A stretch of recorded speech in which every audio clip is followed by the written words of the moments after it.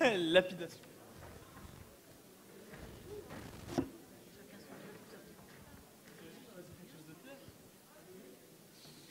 On commence dans 5 minutes la première table ronde. Dans 5 minutes, veuillez tous prendre place.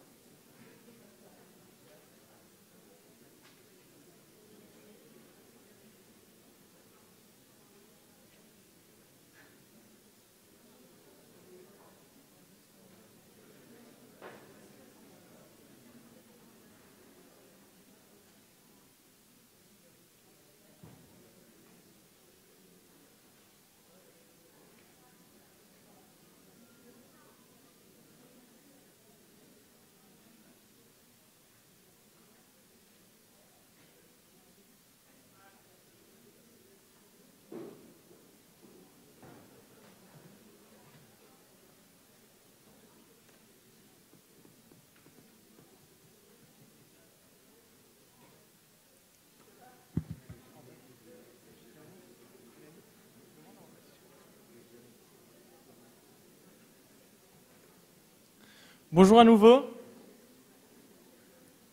J'espère que les cafés et jus d'orange vous ont plu. On va maintenant procéder au déroulement de la première table ronde. L'animateur sera Marc Germanang, directeur général adjoint de l'Institut de l'engagement, et le thème de la table ronde sera l'engagement dans la cité.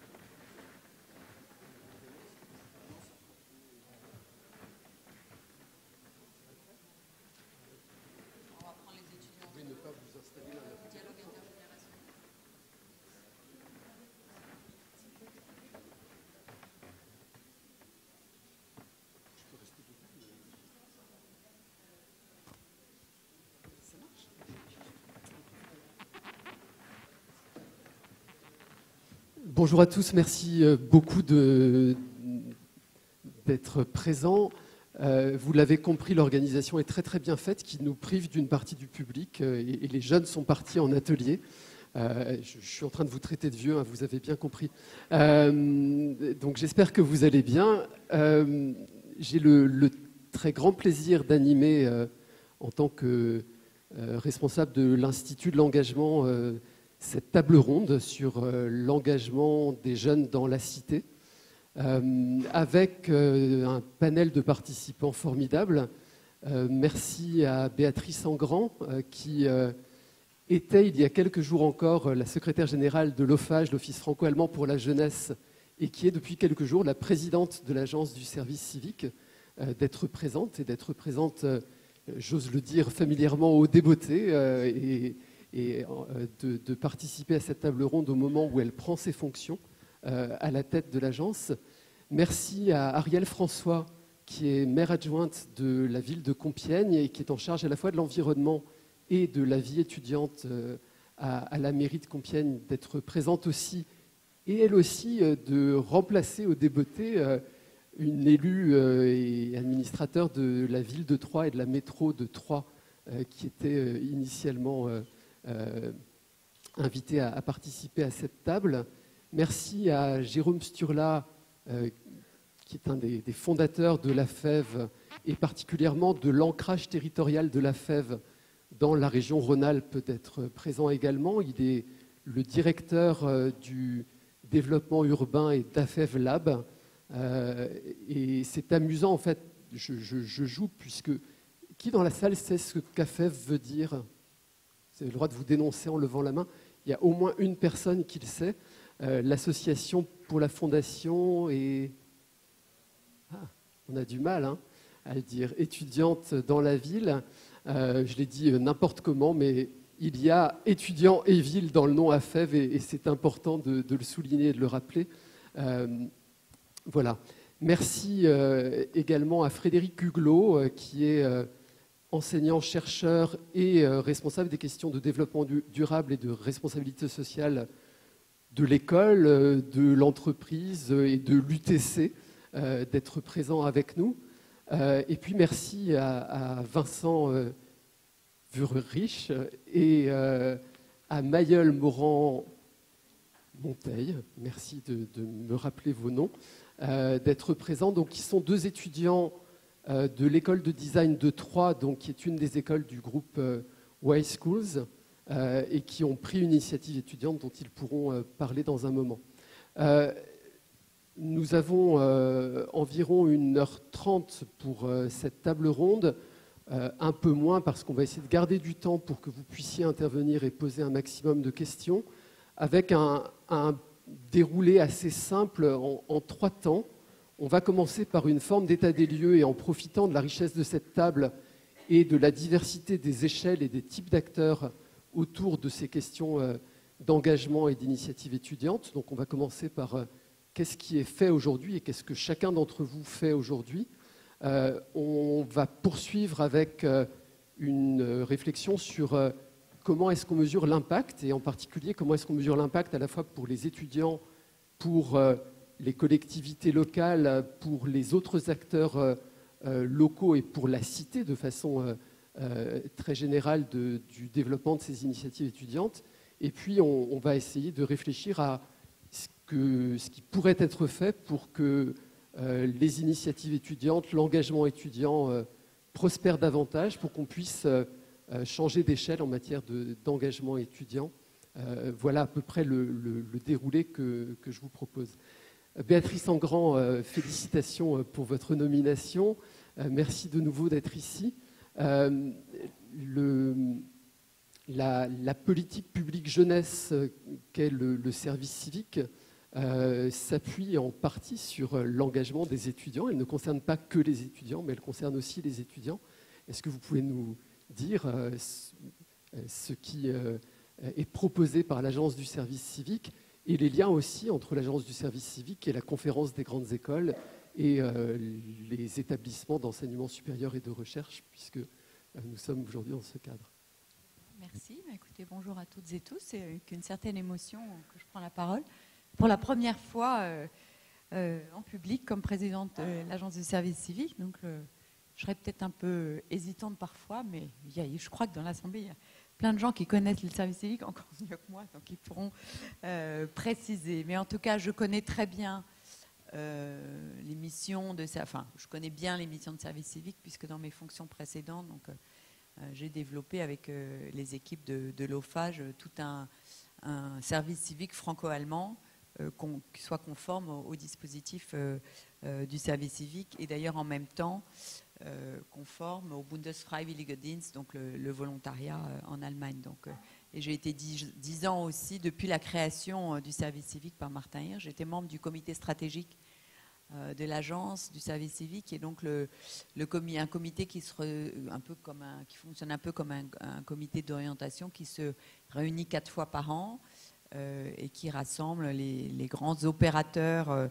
de la vie associative et de l'éducation populaire qui accueillent les volontaires. C'est vrai que les structures ou les instances ministérielles ou publiques qui accueillent des services civiques ne sont pas encore dans ce comité stratégique, mais c'est des choses qui pourraient éventuellement évoluer. Alors peut-être quelques mots, bon, j'allais dire un peu rapidement, le ministre m'a coupé l'herbe sur le pied parce qu'il a un peu été assez précis finalement sur ce que l'Agence du service civique fait en direction des étudiants. Alors rapidement, simplement rappeler que nous avions plutôt une convention avec la conférence des grandes écoles qui existe toujours, mais qui est entrée en fait dans un cadre plus large d'une convention que nous avons avec le ministère de l'enseignement supérieur et de la recherche. Dans cette convention, en fait, cette convention prévoit un certain nombre de possibilités, même quantitativement assez nombreuses, 10 000 contrats en service civique pour des étudiants dans l'ensemble de l'université et des grandes écoles en France.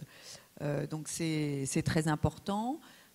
Pour ce qui est plus généralement des universités, comme on dit, ça s'appelle des contrats, prévoit des missions d'engagement des jeunes qui sont typiquement celles des services civiques, donc solidarité, développement durable, culture et bien sûr orientation. Le ministre a insisté sur deux points.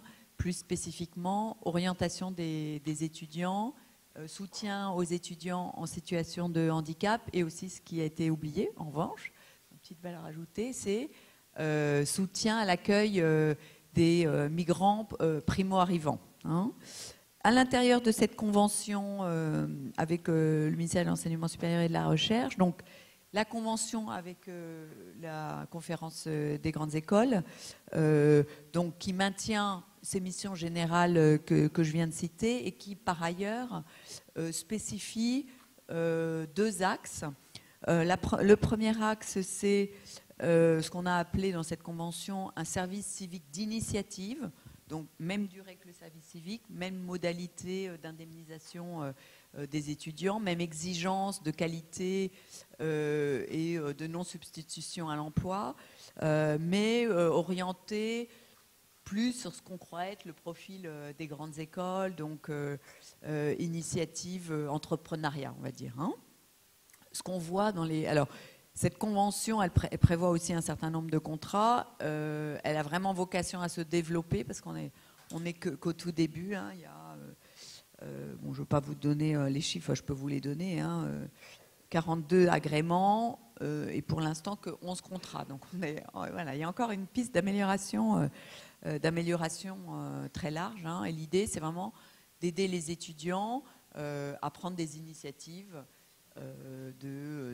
sur la base d'une idée qu'ils auraient, économie sociale et solidaire et autres. Donc j'en reste là pour l'instant. Oui, merci beaucoup. Hein, voilà. Et justement, puisque vous parliez de permettre aux étudiants de prendre des initiatives, je propose qu'on enchaîne avec Vincent et Mayol et qu'ils nous disent peut-être vos engagements avant l'initiative étudiante qui vous a valu d'être invité ici. Est-ce que vous avez eu dans votre parcours des opportunités de vous engager? Est-ce que vous avez saisi ou pas saisi ces opportunités? Comment avez-vous pu le faire? Et puis bien sûr, dites-nous un mot de cette initiative que vous avez prise et de la façon dont cette initiative a été rendue possible à la fois par une collectivité locale et par l'école et le groupe d'écoles auquel vous appartenez. Merci. Donc, avant de vous parler de cette initiative, il faut savoir que on est tous les deux en Master 2 d'école de design à Troyes. Donc on a quand même 5 ans passés dans cette école. Donc on a pu avoir beaucoup d'initiatives durant ces 5 ans, notamment ça commence par les associations dans lesquelles on a pu s'investir. Donc que ça soit j'ai fait partie d'une association qui s'appelait le Bureau des sports extrêmes, dans lequel on a organisé différents types d'événements. Après le BDE.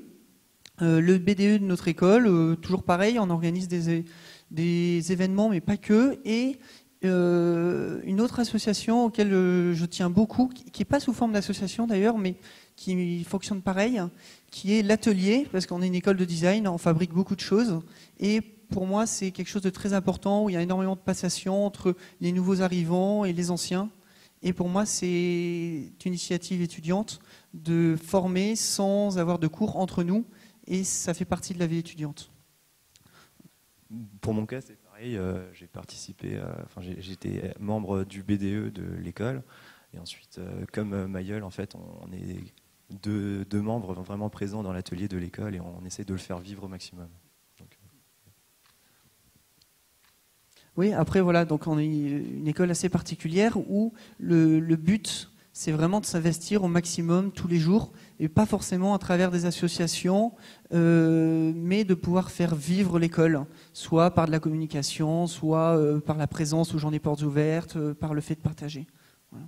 Donc c'est par l'école que vous est parvenu un appel à proposition dont vous vous êtes saisi. Est-ce que vous pouvez nous expliquer C'est ça, donc l'école, la mairie de Troyes nous a proposé justement de travailler sur la problématique de la ville de demain. Donc, en utilisant les technologies, vraiment développer et voir notre vision de ce monde de demain, en tant qu'étudiant. Le but de vraiment cet appel à projet, c'était de redynamiser le cœur de la ville, donc la ville de Troyes. Et on est parti avant tout d'un constat. On est allé dans la ville, on a demandé aux gens ce dont ils avaient besoin. Alors pour nous, on est très rapidement arrivé sur un point clé, qui est très souvent, et il y a énormément de choses qui sont au sein de la ville de Troyes, qui sont mises en place pour le tourisme. Et nous, on s'est dit, bah, tiens, on habite la ville, j'ai découvert la ville il y a 5 ans, ça fait 5 ans que j'habite cette ville, comment est-ce que je peux réussir à la redynamiser pour moi et pour ses habitants, et pas uniquement pour le tourisme. Donc on a fait toute une démarche où on est allé demander aux gens ce dont ils avaient besoin.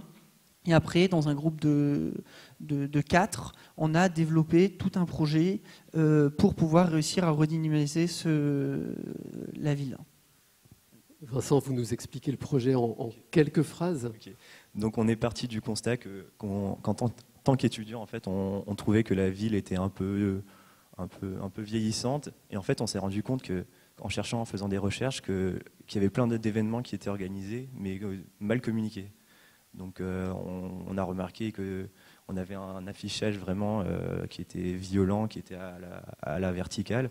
Et du coup, nous, on a décidé de travailler sur un petit système, un petit boîtier qui vient justement se clipser sur des potelets qui sont présents dans la ville partout. C'est vraiment l'élément qui revient à tous les carrefours.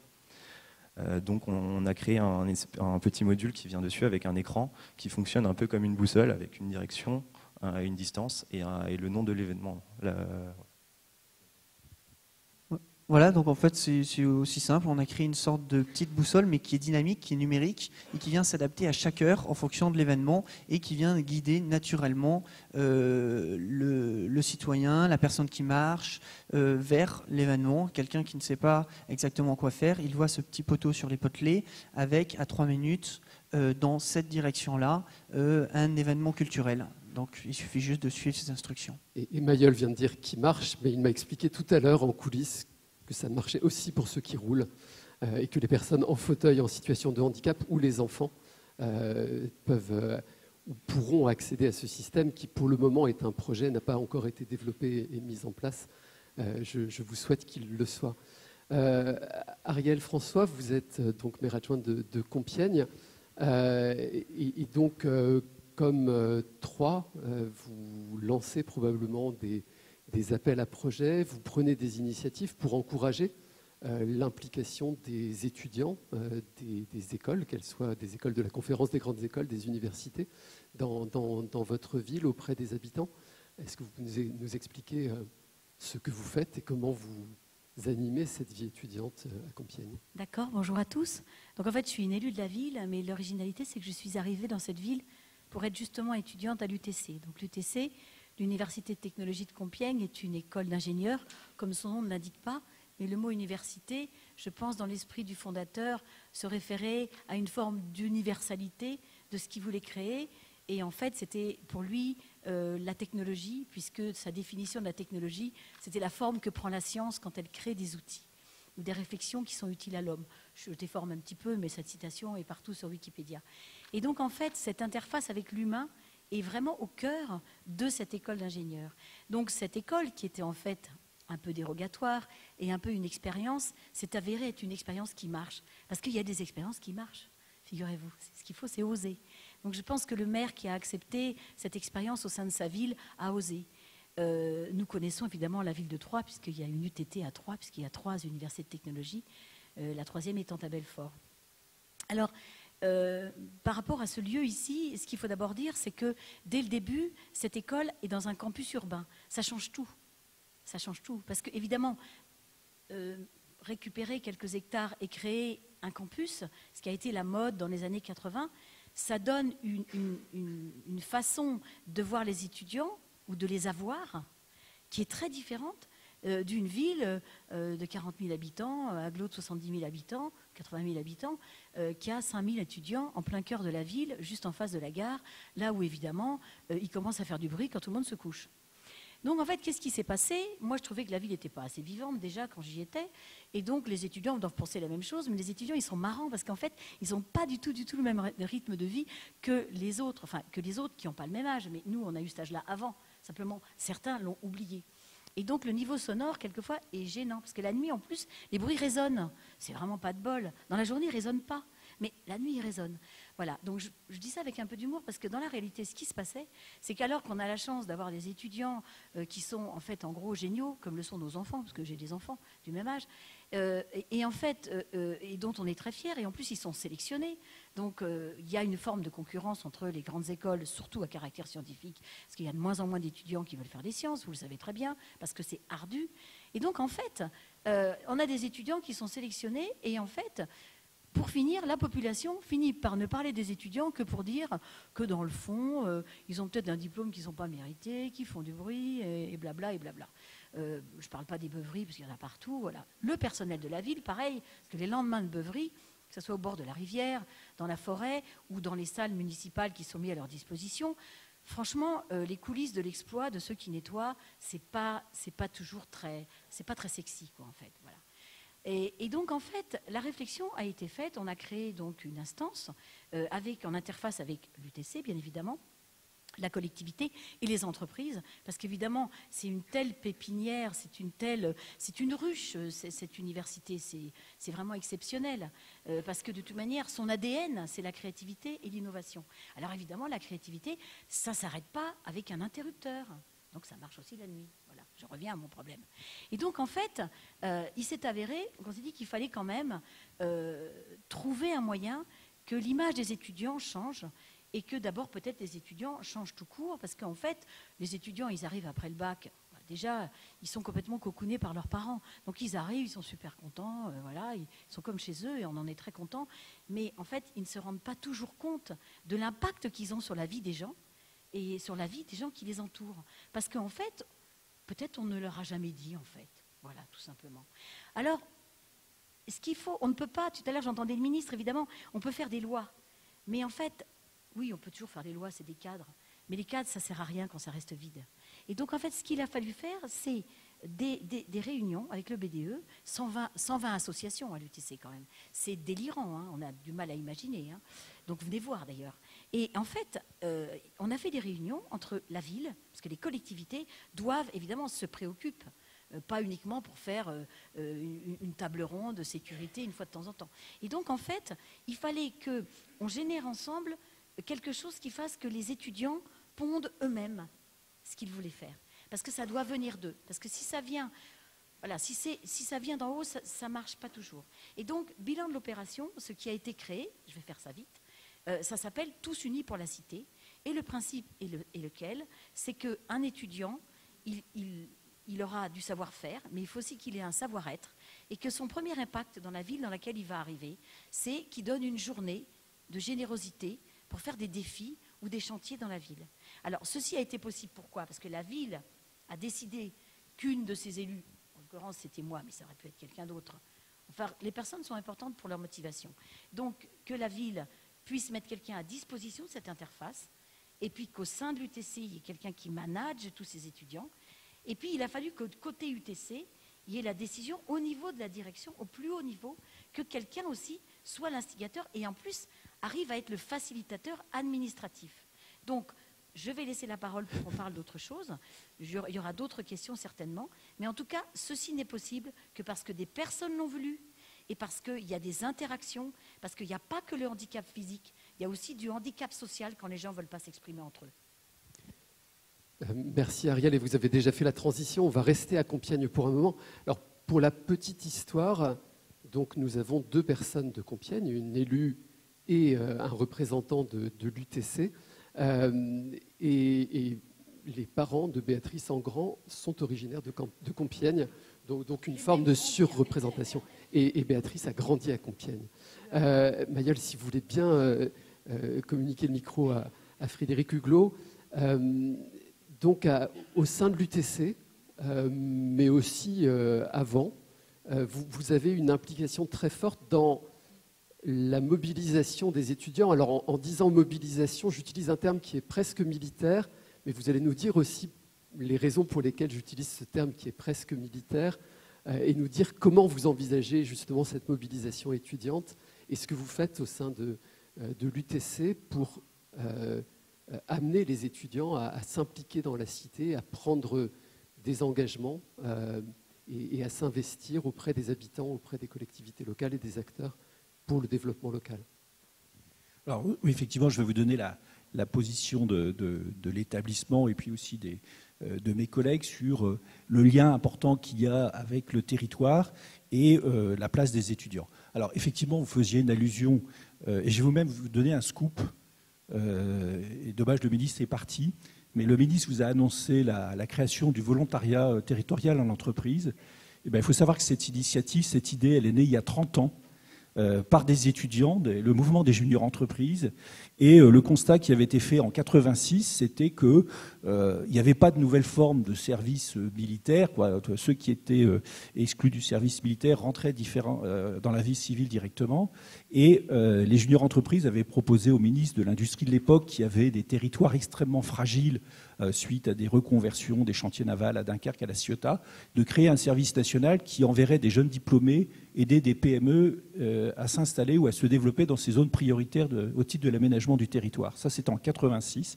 Et c'est une initiative que les juniors entreprises ont portée avec la Fondation Jeunesse Entreprise. Ça a fait l'objet du débat dans les années 90, au moment où il y a la réforme du service national.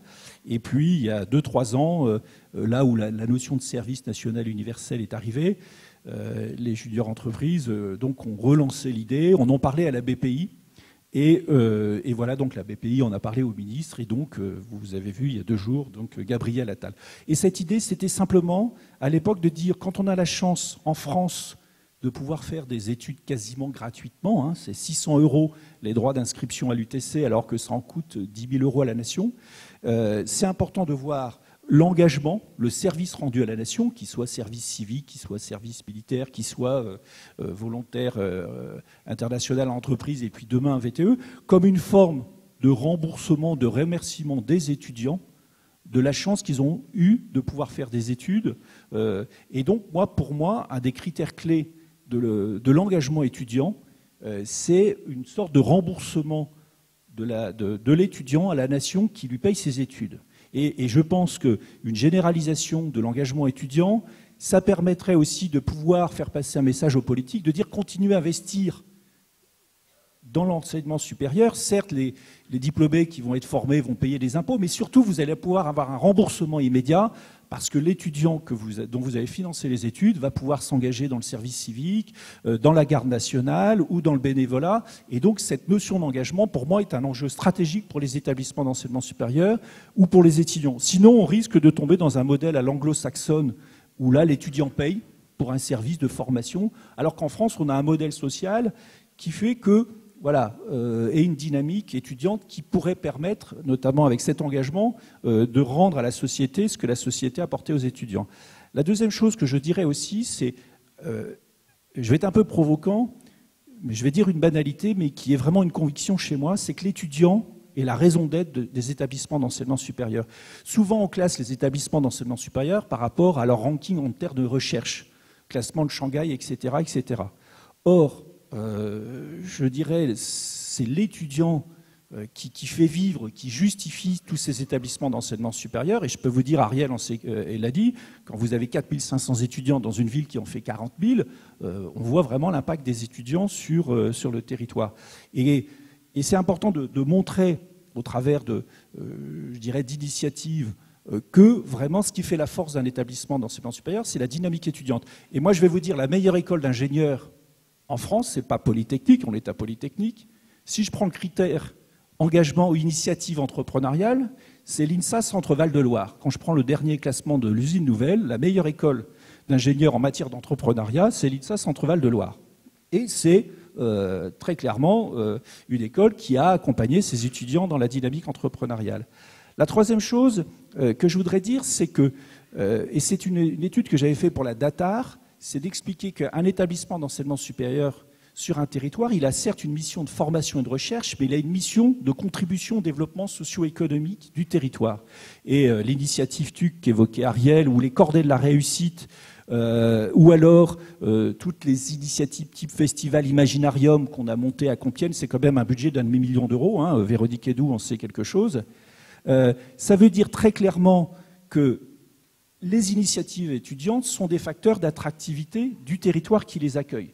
Et quand vous prenez le festival du court-métrage international de Clermont-Ferrand, et c'est tous les ans 10 000 ou 20 000 personnes qui viennent à Clermont-Ferrand au mois de février, il faut savoir que c'était une initiative étudiante il y a 20 ans. Et enfin, moi qui, effectivement, vous évoquez le sujet développement durable, avec les plans verts mis en œuvre par les établissements d'enseignement supérieur, il y a un manque dans ce plan vert, c'est toutes les initiatives que prennent les étudiants en matière de développement durable. Quand vous prenez le dernier volet, qui est l'ancrage territorial, la responsabilité sociétale, il n'y a rien sur ce que font les étudiants pour développer des logiques de développement durable, comme vous l'avez fait vous à Troyes. Et très clairement, tous les établissements qui sont engagés dans des politiques de développement durable, hein, et notamment au travers de la CGE, qui est très actif, hein, Gérald en sait quelque chose, eh bien, comment toutes ces initiatives étudiantes peuvent être des facteurs de mise en œuvre de la politique de développement durable et de responsabilité sociétale de leurs établissements. Voilà, c'était un petit peu les quelques messages que je voulais faire passer. Et c'est important pour moi, pour avoir dirigé quelques écoles d'ingénieurs, que ce message soit porté stratégiquement par les directions d'école. Et qu'on ne soit pas simplement dans une logique de facilitateur des initiatives étudiantes, mais qu'on intègre vraiment tout ce que font nos initiatives étudiantes comme un facteur de rayonnement de l'école et puis aussi de lien harmonieux avec le territoire, parce que le territoire nous le rend bien. Jérôme Sturla, ça fait 30 ans à peu près que la FEV, grande association, essaie de créer du lien entre les étudiants et la ville. Les étudiants pour la ville, qu'est-ce que ça veut dire? Qu'est-ce qu'aujourd'hui vous avez en place qui permet aux étudiants de s'investir dans la cité, pour reprendre le mot de cette table ronde? Alors, comme vous l'avez évoqué, donc la FEV, c'est l'association de la Fondation étudiante pour la ville. C'est une association qui a maintenant bientôt 30 ans d'existence et qui est partie d'une idée toute simple à l'époque, dans un contexte début des années 90 où on disait déjà que la jeunesse était individualiste, le mur de Berlin était tombé, les grandes utopies, les grandes idéologies commençaient à se déprécier. Et finalement, on s'est aperçu qu'il y avait une réelle appétence de la jeunesse, et singulièrement de la jeunesse étudiante, pour être utile et s'investir dans les quartiers prioritaires. Donc l'idée a été de proposer à des étudiants d'intervenir 2 heures par semaine au domicile des familles, dans les quartiers prioritaires, pour accompagner des enfants et des jeunes sur la question de l'accompagnement à la scolarité. Alors ça, c'est le début de l'histoire, je dirais, mais c'est une histoire qui est encore vivace, puisque ce dispositif que l'on appelle accompagnement individualisé, mais aujourd'hui qui relève plus de ce que l'on appelle le mentorat éducatif, permet de mobiliser 7000 étudiants chaque année dans près de 350 quartiers prioritaires à l'échelle nationale. Parallèlement à ça, nous sommes aussi une plateforme d'accueil du service civique, puisqu'il y a 8800 jeunes en service civique à la FEV qui viennent en appui, je dirais, des missions de bénévolat des autres jeunes, et pour un certain nombre sont en résidence dans des établissements scolaires pour à un moment donné participer aussi au climat scolaire, accompagner en fonction des enjeux de tel établissement. Et on a un troisième programme qui s'appelle les colocations solidaires, qu'on est allé chercher en Belgique, où des étudiants vivant en colocation au sein de résidences ou dans des appartements diffus sur un quartier populaire mènent, en plus de résider sur le quartier, des actions de solidarité et de développement social sur le quartier. Donc je dirais que tout ce dispositif-là et tout ce maillage-là fait que la question de la relation de l'étudiant à la ville et plus largement de la relation de l'étudiant avec son territoire nous amène, nous, à être fondamentalement convaincus que la jeunesse est une ressource. Et dans un contexte dit de la société de la connaissance, je dirais qu'aujourd'hui, pour avoir des trajectoires professionnelles et d'insertion sociale réussies, il y a nécessité d'avoir un capital culturel, un capital de savoir qui soit important. Et malheureusement, un certain nombre de jeunes et un certain nombre de territoires ne partent pas avec le même signe égal au début de leur scolarité ou au début de leur trajectoire de vie. Et ces étudiants-là, à un moment donné, sont finalement des mentors, des tuteurs qui viennent accompagner et rendre possible à certains jeunes la possibilité de poursuivre des études, parce que les phénomènes d'autocensure sont très forts, et le rôle de l'étudiant, là pour le coup, est à un moment donné essayer de déverrouiller ces phénomènes d'autocensure, alors qu'ils sont présents chez les jeunes eux-mêmes, mais parfois au niveau de leur famille. Alors ça, je dirais, c'est un peu la mobilisation étudiante, vue du point de vue de l'université. Alors moi, je suis très content d'être ici, parce qu'on sort finalement nous-mêmes de notre propre zone de confort, puisqu'on est aussi peut-être en recherche là, maintenant de partenariat avec le réseau des grandes écoles, puisque nous, notre ADN, c'est plutôt l'université. On a été promoteur de ce qu'on appelle la responsabilité sociale des universités, parce qu'on est convaincu, là aussi fondamentalement, qu'au-delà de la transmission des savoirs, au-delà des questions de recherche, les établissements d'enseignement supérieur ont une contribution à avoir pour la cohésion et pour l'attractivité d'un territoire. Et les premiers ambassadeurs de cela restent les étudiants, qui sont des véhicules, à un moment donné, d'apport de connaissances auprès de publics, auprès de territoires qui aujourd'hui en sont dépourvus. Donc voilà brièvement, on pourra y revenir tout à l'heure, mais c'est un peu le principe qui anime la FEF depuis 30 ans et qui permet aujourd'hui à ce projet encore de se développer. Puisque vous me tendez une telle perche, je vais en profiter, je vais vous laisser la parole, Jérôme Sturla. Vous venez d'évoquer la responsabilité sociale des universités. Vous avez mis en place un observatoire de cette responsabilité sociale des universités. Et donc, vous êtes intéressé, au-delà de comment impliquer les jeunes dans la vie du campus et comment les impliquer dans la cité avec les dispositifs que vous avez décrits. Vous êtes intéressé aussi à l'observation et donc à la question de l'impact et de la mesure d'impact de vos actions et des actions des universités, mais on va étendre la question à celle des écoles. Donc, quelles sont les leçons que vous tirez dans ce domaine de comment appréhender l'impact pour les jeunes, pour les étudiants, pour les universités et pour les écoles et pour la cité de ces dispositifs que vous avez créés pour impliquer davantage les jeunes et les étudiants dans la cité?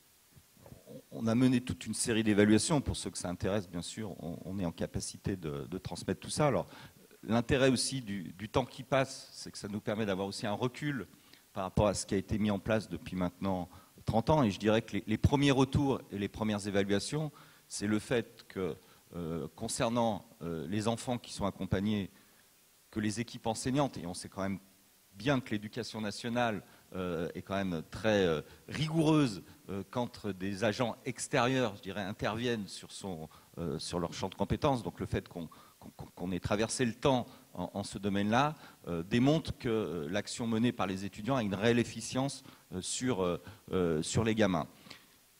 On a pris conscience il y a quelques années qu'au-delà, je dirais, de l'impact qu'ont les dispositifs AFEV sur les publics accompagnés, il y a un réel impact sur les étudiants eux-mêmes.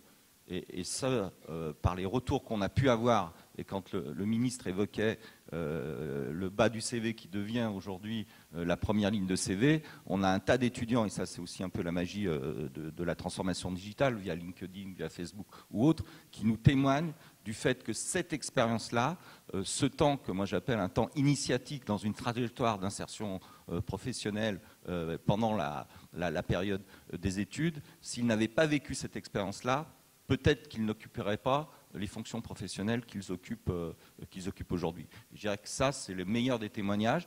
C'est des témoignages aussi de responsables d'entreprise qui attestent totalement ce que Gabriel Attal développait tout à l'heure.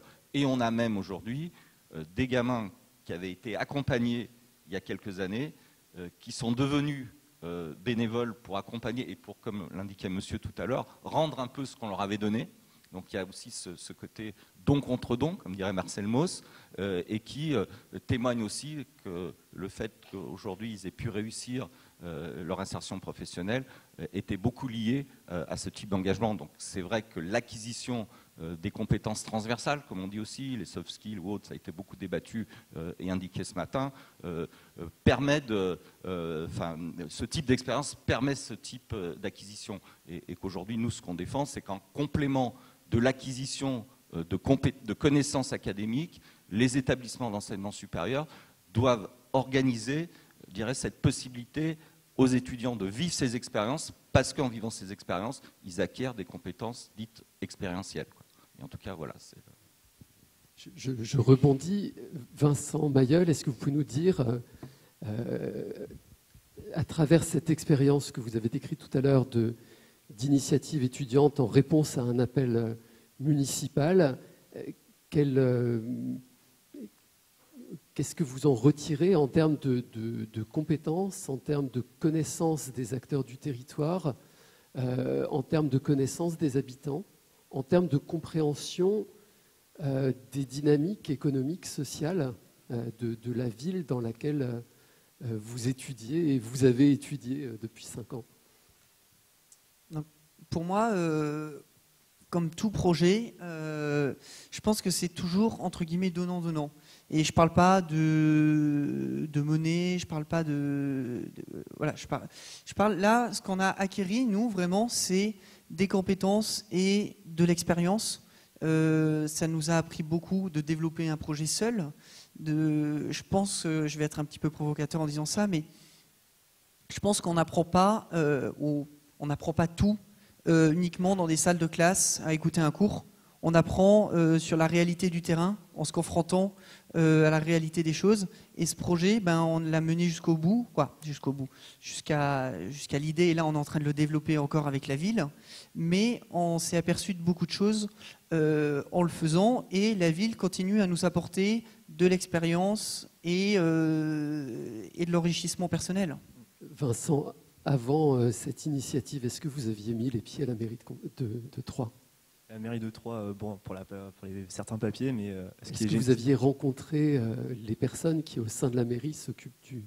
Non, vraiment non. Et ce qui est génial ici, c'est vraiment que la mairie nous a permis à nous, étudiants, qui critiquons d'habitude, mais qui ne faisons rien pour améliorer les choses, ils nous ont vraiment donné la parole et nous ont vraiment permis de nous exprimer et de donner une solution qui peut améliorer les choses.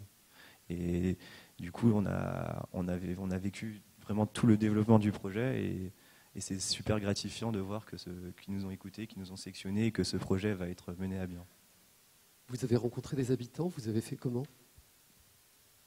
Oui, on a rencontré des habitants tout simplement de la ville, on les a interpellés, il y en a qui étaient plus ouverts, d'autres moins, et on a eu un retour à la fois sur le projet et sur leurs envies. Mais pour reprendre un peu ce que Vincent disait, c'est vrai que ce projet, pour nous, c'était vraiment l'occasion d'être acteur. C'est-à-dire que l'activité, je pense, favorite d'un étudiant, c'est souvent la critique et dire « Ah, ça va pas, ça s'est pas fait comme il faut. » Là, on nous a un petit peu dit « Écoutez, vous avez l'occasion de... C'est bien de critiquer, maintenant c'est à votre tour. » Et donc, nous, ça nous a permis de nous exprimer et de dire vraiment ce qui nous intéressait et de voir aussi comment les décisions sont prises. Parce que du coup, on a un œil différent sur les projets qui existent et qui sont faits. Donc c'est très intéressant sur ce point de vue-là.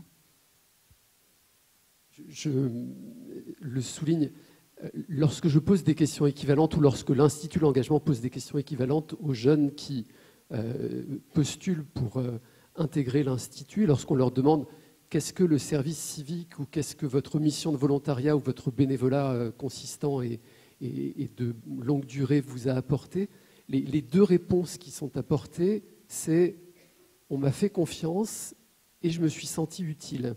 Et sous-entendu, jusqu'à présent, on ne m'avait jamais fait confiance, ou en tout cas, je ne m'en étais pas rendu compte. Et jusqu'à présent, je n'avais pas eu l'opportunité d'être utile à la collectivité et à la société. Et le fait d'être dans cette possibilité, d'être en confiance, en responsabilité, permet le développement de capacités extraordinaires qui sont évidemment liées aux missions qui sont entreprises et aux projets qui sont construits. Mais au-delà de la nature d'un projet et de la mise au service d'un projet, par exemple de vos compétences de designer, de développer d'autres capacités et des capacités qui tiennent à la connaissance des acteurs, qui tiennent à l'implication et qui tiennent, vous l'avez dit, en dehors de la salle de classe et en poussant les murs de l'école à aller à la rencontre des autres acteurs et à devenir soi-même acteur. Alors, pardon, Béatrice Engrand, vous vouliez rebondir, donc je vous en prie, bien sûr.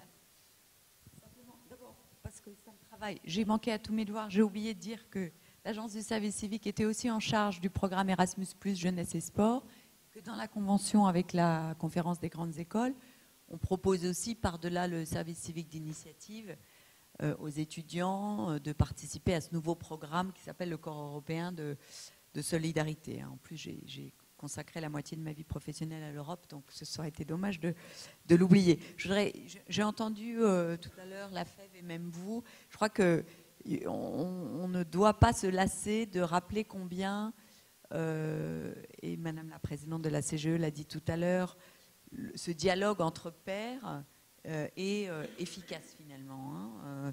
Mais il ne doit pas occulter l'importance du dialogue intergénérationnel, je crois, dans notre société. Moi, je remarque, parce que je m'occupe beaucoup de sujets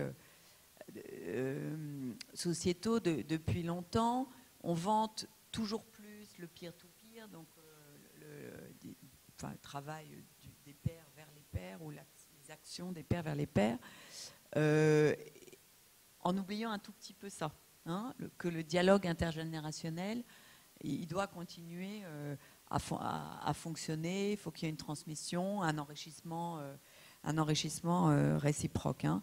Ensuite, c'est vrai, on a commencé à sous-entendre les effets de l'engagement, et les effets, ils sont systémiques, ils sont bien sûr impact sur les jeunes, mais aussi sur l'environnement, ça c'est clair, mais on n'est en même temps pas dans le monde des bisounours, donc pour que ces impacts finalement aient lieu, pour que ces effets soient atteints, il faut quand même des conditions.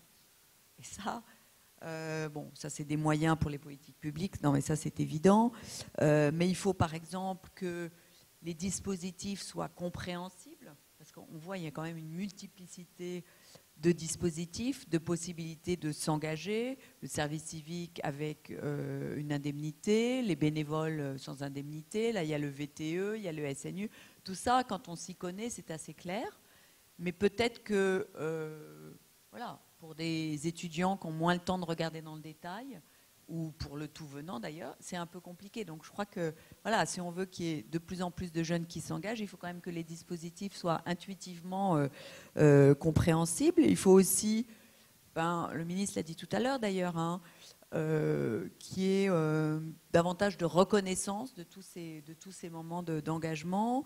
Je pense que la question du temps aussi, c'est important, ça compte.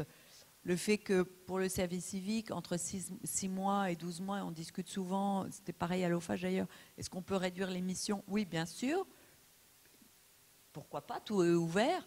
Mais en tout cas, c'est vrai que le temps compte, parce que ça prend évidemment le temps compte, ça prend du temps d'entrer dans ces missions, et surtout les jeunes en service civique. Ils font le plus souvent partie d'un collectif, dans une association ou dans un ministère, dans une collectivité territoriale, et que s'ils viennent un jour sur deux ou s'ils viennent qu'une après-midi, c'est un petit peu compliqué quand même de créer Alors tout est possible, mais je pense qu'il y a quand même des points d'attention sur la durée des missions et puis le temps que ça prend de s'intégrer, de comprendre ces missions et d'être reconnu par le collectif. Il y a plein d'autres conditions, mais j'aurai peut-être encore tout à l'heure la parole. Il y a la question de la reconnaissance qui viendra après. Juste sur cette question de la durée, et pour mettre les pieds dans le plat, et avant d'en parler aussi avec Frédéric Huglot, vous m'avez dit, Vincent et Mayol, une limite que vous avez éprouvée dans votre prise d'initiative et dans la possibilité de vous impliquer dans la cité à Troyes. Vous m'avez dit, oui, on est rattrapé par les exigences académiques, on est rattrapé par les examens, et donc le projet dans lequel on s'est investi, on doit au moins momentanément le délaisser, voire peut-être, hélas, définitivement l'abandonner pour se confronter à d'autres réalités, à d'autres exigences. Vous pouvez nous en dire plus ? Actuellement, le projet, on est en train de le développer avec la mairie, mais du coup, on est en train de leur donner, vraiment leur montrer comment on veut faire développer, on veut développer le projet, mais c'est à eux après de s'en emparer avec toutes leurs ressources qu'ils ont et toutes les connaissances que nous, on n'a pas. Et puis il faut prendre aussi en considération qu'on a donné beaucoup de temps à ce projet, on a mis à peu près 7 mois à le développer. Là, on a eu un rendez-vous jeudi dernier encore avec la mairie pour continuer à essayer de le développer. Mais on a aussi des contraintes académiques. Dans 20 jours, exactement, je passerai mon projet de diplôme avec ma soutenance et la soutenance de mon mémoire qui prend mes 5 années d'études, donc il me demande énormément de travail. Donc c'est la limite aussi des initiatives étudiantes, forcément, c'est le temps. Frédéric, vous êtes un des acteurs très importants d'un événement très ponctuel dans la vie compiègnoise et dans la vie de l'UTC. Comment est-ce que vous faites pour que cet événement, Tous Unis pour la Cité, puisse, au-delà de sa courte durée, embarquer les étudiants de votre école dans des engagements plus durables et faire en sorte qu'à la fois ils découvrent le panorama des structures, des associations dans lesquelles ils peuvent s'engager à cette occasion et comment ils peuvent s'y projeter de façon substantielle. Alors avant de vous donner effectivement de détailler, mais Ariel l'a déjà très bien fait, cette opération Tous Unis pour la Cité, c'est très clairement, et là je vais avoir une position un peu au niveau établissement, hein, c'est que cette volonté d'engagement, de citoyenneté étudiante, c'est quelque chose qui doit être fait sur des choses très concrètes. Et pour vous donner l'exemple de l'UTC, mais Ariel pourra rebondir, faut savoir qu'on a un partenariat patriotique avec la ville, et ce sont les étudiants de l'UTC qui assurent la commémoration de la libération de Compiègne le 1er septembre. Ça veut dire que le premier jour de l'année universitaire, nos étudiants, nos nouveaux étudiants participent avec la ville à la libération de Compiègne de la Seconde Guerre mondiale. Donc un partenariat qu'on a cité avec la ville. Après, l'opération Tous Unis pour la Cité, ce n'est pas une opération UTC. Ça a été une volonté partagée par l'UTC, la ville, mais aussi d'associer l'ensemble des établissements d'enseignement supérieur d'un territoire. C'est-à-dire que certains ont eu la chance d'arriver à l'UTC ou à l'ESCOM, mais d'autres sont passés par des classes prépa, des BTS.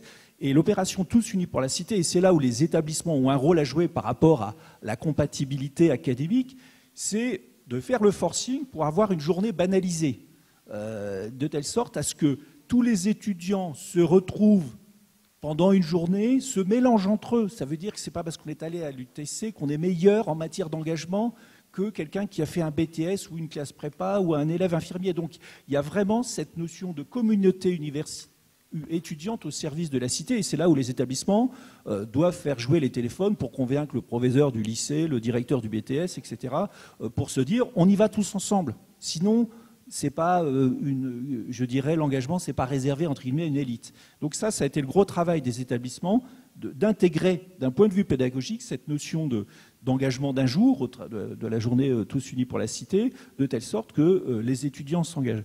Après, pour répondre effectivement à ce que disait tout à fait Béatrice, hein, c'était que on fait pas. Bon, il y a beaucoup de chantiers qui ont été proposés par la ville. Alors, quand vous avez 300 étudiants face à 4 barres d'immeubles avec 10 étages et avec la ville, avec les habitants de ces immeubles et encadrés par les entreprises partenaires, ils vont repeindre toutes les cages d'escalier en une journée. Je peux vous dire que ça a énormément d'impact vis-à-vis de la ville et des habitants. Mais ce qu'on a aussi voulu faire avec la ville, quand on a initié, c'est d'avoir un village de la citoyenneté où on propose toutes les formes d'engagement. Donc ça veut dire que, par exemple, les pompiers, et je rappelle que les pompiers dépendent du département. Donc le SDIS dépend du département. Donc là aussi, on est dans un lien territorial. Les pompiers cherchent à avoir des pompiers volontaires et donc proposent à certains étudiants de leur dire « mais pourquoi vous ne profitez pas de vos études pour devenir pompier volontaire, surtout que ça pourra vous être utile plus tard dans votre vie ». La gendarmerie, le groupement de gendarmerie fait la même chose et propose à des étudiants de devenir gendarmes auxiliaires. Il y a la garde nationale, et je rappelle qu'il y a une convention avec les établissements d'enseignement supérieur, et il y a des dispositifs qui favorisent l'engagement des étudiants dans la garde nationale, hein, ça a été aussi adopté il y a 2 ans, qui permettent, avec des bourses d'ailleurs, qui permettent aux étudiants de s'engager dans la réserve opérationnelle pour aider la nation dans différentes missions de service public. Et puis aussi de pouvoir proposer, et là je raisonne en termes d'établissement, quand vous proposez à un étudiant de faire un VOA dans la marine, comme chef de quart sur un patrouilleur aux Antilles ou en Méditerranée, ça veut dire que vous, établissement, vous devez accepter dans votre cursus pédagogique que l'étudiant fasse une césure de 1 an. Donc ça veut dire que c'est important. Or, dans la loi sur les césures, c'était pas plus de 6 mois, donc il a fallu un peu qu'on se secoue un peu pour pouvoir dire, si on veut que nos étudiants s'ouvrent au monde en s'engageant comme volontaires officiers aspirants dans la marine, il faut qu'on bouscule un peu nos dispositifs pédagogiques ou qu'on discute avec les acteurs pour qu'on rende compatible cet engagement. Et juste pour conclure, je dirais bienvenue au club, parce que l'engagement, ce n'est pas simplement lié à la vie étudiante. Toute votre vie, on souhaite que vous vous engagez. Vous aurez des contraintes professionnelles, des contraintes familiales. Vous n'aurez jamais le temps de tout faire. Mais le supplément d'âme, c'est d'être capable parfois de faire des sacrifices, faire des choix. Donc, ce que vous vivez avec votre projet de fin d'études et votre engagement, vous allez le vivre toute votre vie où il va falloir rendre compatible votre engagement par rapport à vos obligations professionnelles ou familiales. Mais ça, c'est une excellente école pour ça.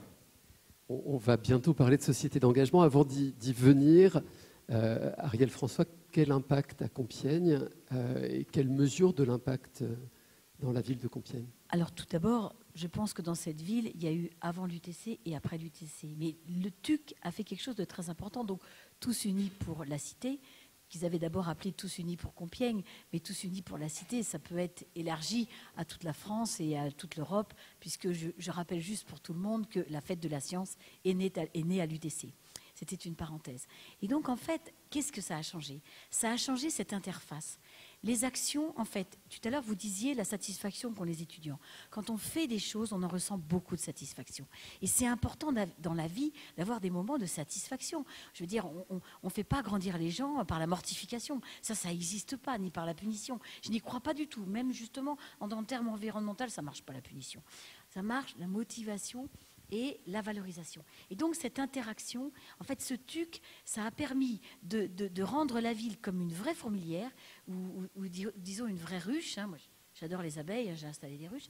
Donc en fait, voilà, la ville, elle bruisse de tous ces étudiants qui sont effectivement, on a une épide, surnommée aussi une école de la deuxième chance, avec des jeunes qui ont entre 18 et 25 ans, à qui il faut apprendre les 4 opérations. Ils sont là. Pareil. Et donc, ils vont planter du thym et de la ciboulette chez les personnes âgées en mettant des trucs en hauteur pour qu'ils n'aient pas besoin de se baisser. Cette interaction qui existe ce jour-là, parce que les étudiants sont tous visibles, évidemment, c'est pas que ça laisse des traces. Ça donne l'envie d'avoir envie d'être tout le temps en interaction. Je m'explique. Les étudiants, en fait, il n'y a pas que ce jour-là qu'ils font des choses dans la ville. Les étudiants, ils sont demandeurs, ils ont plein d'idées. Donc, en fait, déjà, l'objectif de la collectivité, c'est au lieu de toujours dire non, c'est d'abord de dire oui. Oui, mais tu fais. Imaginarium Festival, qui est un festival de musique, 750 000 € de financement l'année dernière qu'ils ont cherché tout seuls. Vous pensez bien que l'équipe qui s'occupe de ça, avec la sécurité qui va avec, les tremplins pour récupérer les groupes musicaux et les navettes qui mettent gratuitement à disposition toutes les grandes écoles qui viennent parce qu'ils peuvent camper sur place, je peux vous dire que la collectivité, c'était quoi? La collectivité, elle a mis 2 millions d'euros pour créer la salle. Voilà. Donc la collectivité, elle dit ok, on va mettre un certain nombre de choses, on met nos services techniques et vous faites des choses. Mais quand ils font des choses, ce qui est incroyable, et ça on le voit depuis une douzaine d'années, peut-être même depuis 15 ans, c'est quelque chose qui est venu d'eux, une envie de systématiquement, quand ils font quelque chose, que participe la population. Mais c'est même dingue, ils font un truc, ils vont faire une course colorée, ils vont faire une course en lumière la nuit. Pour eux, c'est rigolo que s'il y a des parents avec des enfants. Si, les courses colorées, on met des Mickey dans la tête, c'est cool. Voilà. Donc la famille est là. Ils terminent par des pique-niques où les gens viennent, les gens du quartier amènent des gâteaux. Il faut voir que cette volonté d'être en interaction avec la population, c'est quelque chose, vous avez raison de le dire, qui est voulu par les étudiants. Pour eux, c'est vraiment un critère dans l'organisation, dans les parcours qu'ils font. Ils ont besoin que les gens viennent. Et donc, les gens, ils viennent de plus en plus. Et donc, ce jour-là, la mixité, ce n'est pas un discours, c'est juste une réalité. Et eux, ils en ont une grande satisfaction parce qu'ils ont une reconnaissance de la population, parce que la population vient. Et nous, on est contents parce qu'ils font de l'animation, c'est gratos pour nous. Et moi, je peux vous dire que nous, la ville, on leur prête du matos quand ils font des choses. Mais nous, quand on fait des grands événements, je peux vous dire que l'association Décibel de l'UTC, qui fait de l'amplification, ils nous prêtent leur matériel. L'association Sous-Sol Production qui fait des films, on leur demande des choses. Et l'association Secouruts, ils sont tout le temps là avec les sauveteurs de l'Oise. Quand il y a ils font des choses en partenariat. Dès qu'il y a des grandes... Par exemple, il va y avoir le Paris-Roubaix. Paris-Roubaix, il ne parle pas de Paris, il parle de Compiègne, évidemment. Bon, voilà, depuis longtemps. Parce qu'il y a des pavés, il n'y en a plus à Paris. Donc en fait... Pour le Paris-Roubaix, les étudiants, ils vont s'impliquer. Et puis, à chaque fois qu'on fait des trucs, ils s'impliquent. Je ne vous parle même pas des pom-pom girls. c'est que le début. Donc en fait, ils s'impliquent, et voilà, le mot-clé, c'est réciprocité. Voilà. Et donc, complémentarité, réciprocité. C'est une volonté de la ville, des collectivités, c'est une volonté des entreprises qui sont là, qui mettent aussi une journée de personnel à leur disposition. Sef me fait des grands gestes désespérés depuis 5 minutes. On leur offre la clé de la ville. On voit la clé de la ville. Je vais dessinée et faite par les services. nous garder la parole encore 5 minutes avant de laisser les questions à la salle pour qu'on puisse rapidement et que chacun d'entre vous puisse rapidement dire comment faire pour aller au-delà. Jérôme Sturla, de quoi la FEV a besoin pour sortir de sa zone de confort universitaire, je plaisante et je vous taquine, et pour faire davantage avec les étudiants des grandes écoles et avec la conférence des grandes écoles, pour pouvoir impliquer encore plus les étudiants dans la ville. Il y a récemment un livre qui est sorti qui s'appelle « La France en archipel ». Je pense que les grandes écoles et un certain nombre d'universités sont plutôt dépositaires d'une frange de la population qui est plutôt en voie de réussite. Et aujourd'hui, je crois qu'on a collectivement une exigence de solidarité, de retrouver un peu de la cohésion sociale, de se tourner vers les autres, comme vous l'avez dit, madame. Et je crois que ça fait partie des missions aussi nouvelles, peut-être, des établissements d'enseignement supérieur. Et le consensus qui s'est dégagé depuis ce matin autour de cette question-là, nous rend plutôt optimistes, puisqu'on a été plutôt à l'origine de l'article de loi sur l'obligation des universités à reconnaître l'engagement dans les cursus universitaires. Je crois qu'aujourd'hui, au-delà d'un article de loi, au-delà d'un décret, il va falloir véritablement l'appliquer. Et en l'appliquant, je dirais, c'est aussi potentiellement une démultiplication de l'implication des étudiants sur les territoires, selon des modalités qui peuvent être très diverses. La FEV en a un certain nombre, mais il y a d'autres structures qui sont maîtres d'œuvre dans ce genre de choses. Vous l'avez évoqué, y compris sur vos territoires. Donc ça, je crois que c'est une des premières choses, c'est vraiment croire et essayer ce fameux changement d'échelle concernant l'engagement étudiant. Mais la contrepartie, c'est effectivement que ce soit plutôt reconnu dans les études. Et la question du service civique, là aussi, c'est quelque chose qui fait consensus. Tout le monde s'accorde à dire que c'est efficace. Tout le monde s'accorde à dire que finalement, par rapport à l'impact sur la société, ça ne coûte pas si cher que ça. Et que parfois, on est toujours en mal de vouloir réinventer des politiques publiques en matière de jeunesse. Là, il y en a une qui fonctionne. Là aussi, changeons d'échelle, donnons de l'ampleur.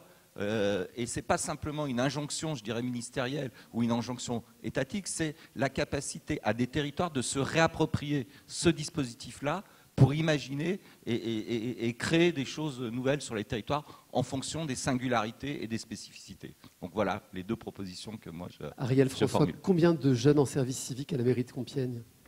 Alors là, à la mairie, on avait un problème administratif. Je crois que maintenant, on peut commencer à les prendre, mais on a beaucoup de jeunes qui sont en formation par alternance. Et généralement, en fait, on finit par les... Ah ben non, c'est pas pareil, mais on prend les dispositifs et puis il faut arriver à les mettre... Vous savez, l'intelligence, c'est la faculté d'adaptation. L'administration, il faut aussi qu'elle soit intelligente et qu'elle s'adapte.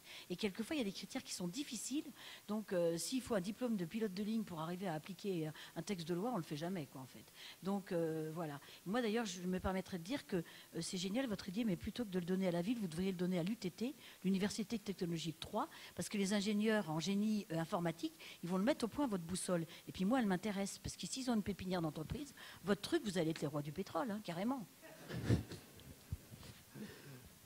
Vincent, comment est-ce que vous prolongez vos engagements et comment est-ce que vous faites pour convaincre les autres étudiants de prendre l'initiative aussi?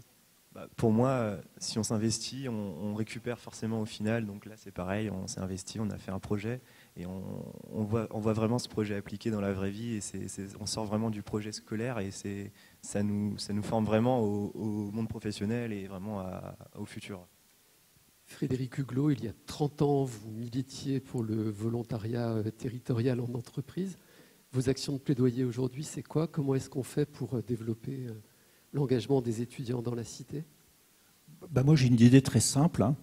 C'est en 80, Jacques Lang a lancé la fête de la musique, donc le 20 juin. eh bien, j'aimerais bien que dans tous les établissements d'enseignement supérieur, il y ait à la rentrée universitaire une journée de l'engagement. C'est-à-dire qu'on décrète que le 20 septembre, voilà, tous les établissements d'enseignement supérieur se mobilisent et présentent à toute la communauté universitaire, grandes écoles, toutes les possibilités d'engagement sur le territoire en partenariat avec les collectivités. Voilà, et que ça soit, entre guillemets, un axe symbolique partagé par l'ensemble des établissements d'enseignement supérieur qui mobilisent le service civique, qui mobilisent la FEV, qui mobilisent les territoires, qui mobilisent les gendarmes, les marins, les pompiers, toutes les associations qui ont envie d'utiliser cette générosité étudiante. Et voilà, c'est une opération, entre guillemets, qui coûte rien, je dis bien, qui coûte rien. Et après, une fois que c'est passé dans le vis-à-vis des étudiants en disant cette journée, voilà, vous pouvez choisir la forme et on va tous se mobiliser pour vous expliquer, pour vous offrir cette possibilité d'engagement. Et puis, vous pouvez l'expérimenter pendant une journée. Moi, je peux vous dire, et Anne-Lucie Vac en parlerait mieux que moi, à un moment, on décriait les grandes écoles avec le bizutage. On disait, ouais, les grandes écoles, bizutage, etc.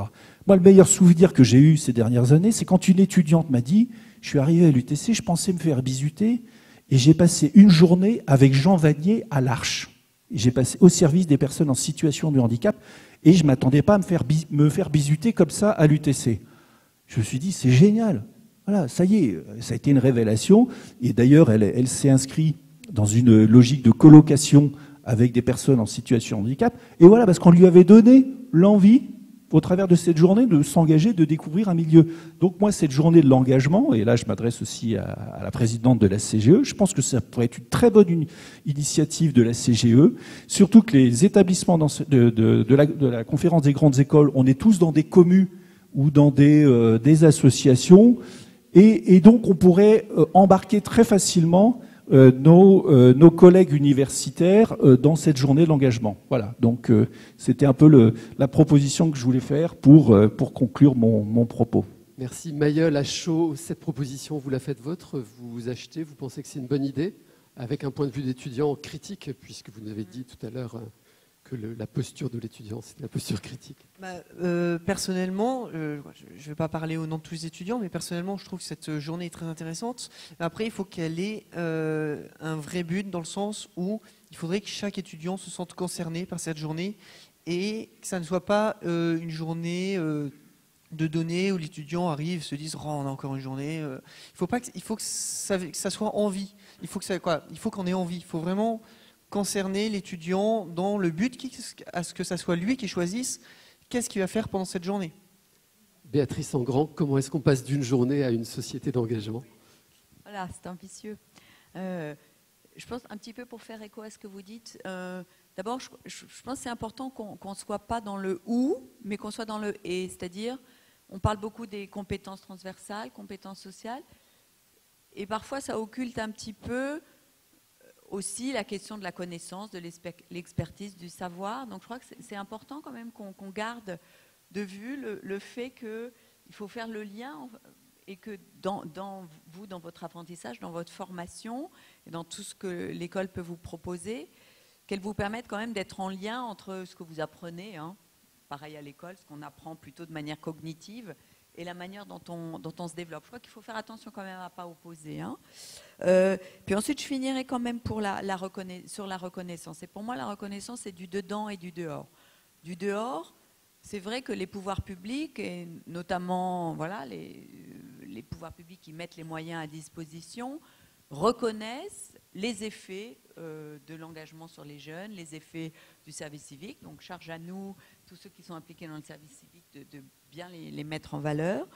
Mais aussi, on n'en parle pas assez, la reconnaissance des jeunes eux-mêmes de ce qu'ils développent grâce à leur engagement.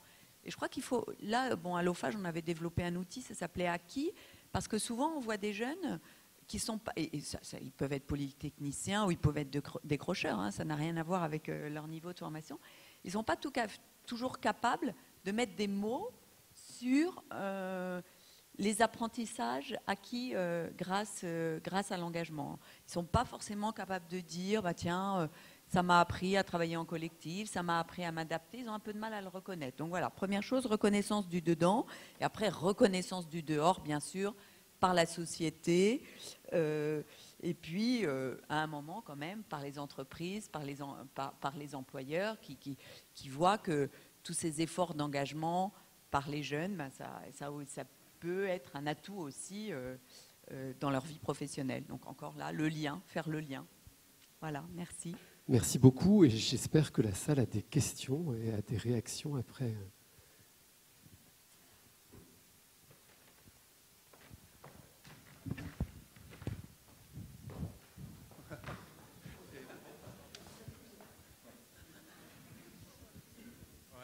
Quel homme. Bonjour, je m'appelle Gabriel, je suis étudiant ingénieur à Grenoble INP. J'ai une petite remarque, une question pour Frédéric Huglot. Vous me coupez si je déforme vos propos, j'espère pas. Mais vous avez dit que les frais d'inscription étaient très bas en France et que c'était une chance, effectivement, c'est une chance pour les grandes écoles, en tout cas une majorité. Et que le fait de faire un engagement étudiant, c'est une sorte de remboursement des étudiants pour les établissements et l'État. Permettez-moi d'être complètement en désaccord avec vous, puisque, à mon sens, quand on est citoyen français ou citoyen européen, quand on fait une formation en France, c'est grâce à la République. Et on est tous ici citoyens, donc on a tous des devoirs et pas des dettes envers la République. Voilà, merci. Oui, je peux être que tout à fait d'accord avec vous. Souvent, l'étudiant, quand il rentre dans un établissement public, ce qui n'est pas le cas des établissements associatifs, effectivement, il a des droits d'inscription qui sont de 600 €.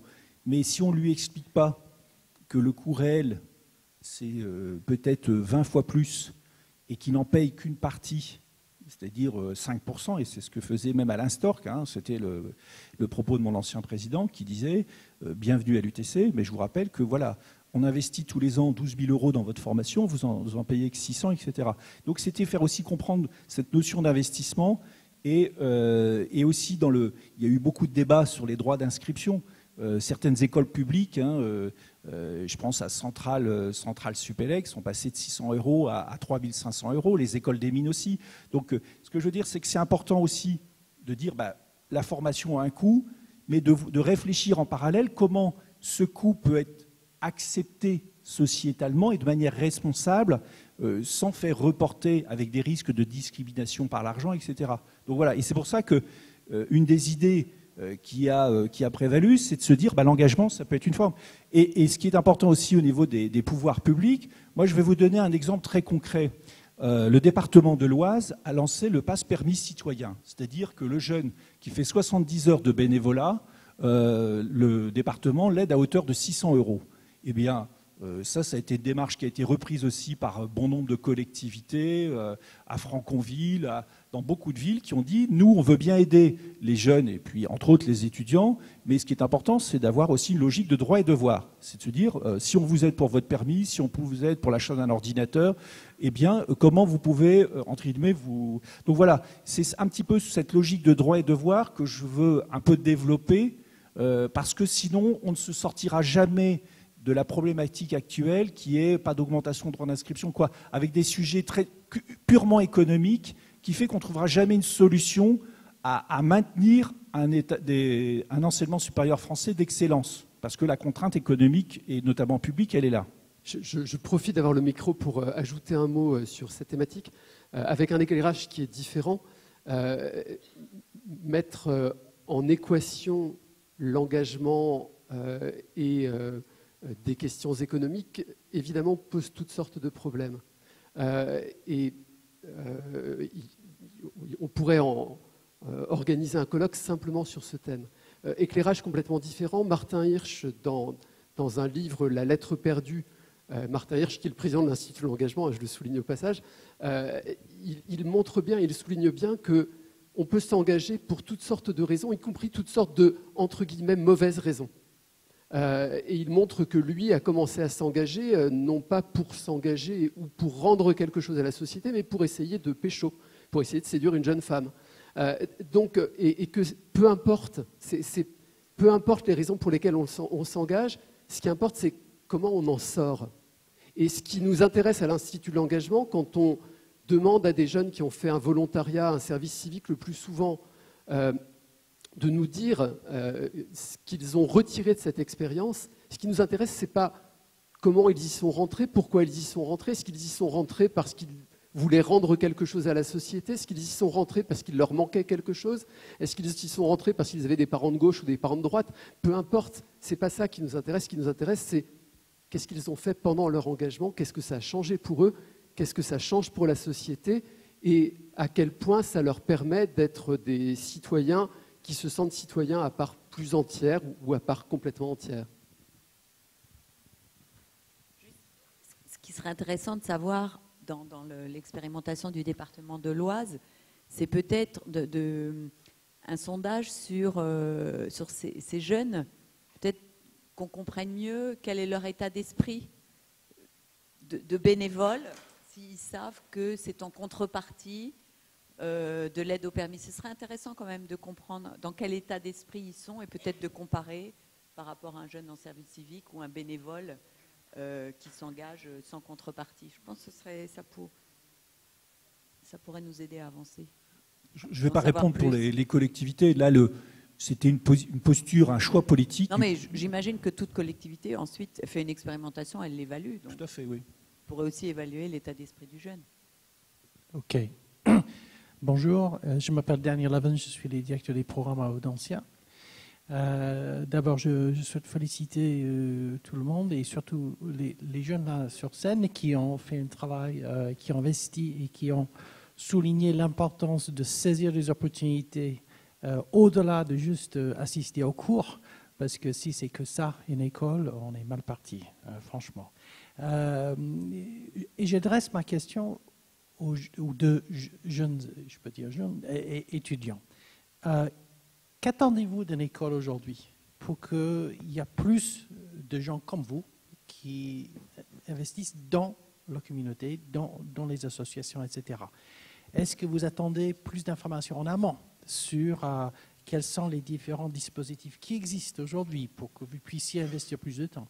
Est-ce que vous attendez une valorisation de votre temps dans les ECTS, par exemple, dans les crédits, on sait très bien que vos actions sont déjà valorisées sur le CV, même beaucoup plus qu'un ECTS, à mon avis.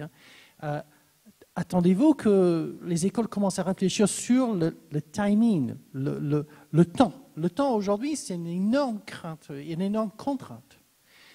Et je n'ai jamais compris pourquoi la formation, c'est une course contre le monde. Ça ne doit pas être une course contre le monde. Et il y a plein de pays où on peut s'inscrire dans une université à temps partiel, où on peut faire X nombre de crédits par trimestre. Mais on a toujours cette crainte de « je suis en retard ». Donc, attendez-vous que peut-être les écoles réfléchissent sur une possibilité de faire la valorisation des compétences et pas comme une contrainte de fin d'études et pas que j'ai terminé 4 années ou 3 années à l'heure ou autre chose. Quelles sont les choses qui peuvent libérer cet esprit que vous avez et qu'est-ce que nous pouvons faire? Donc, merci pour votre question. Moi, je pense avant tout ce qu'on attend de l'école, mais pas uniquement de l'école.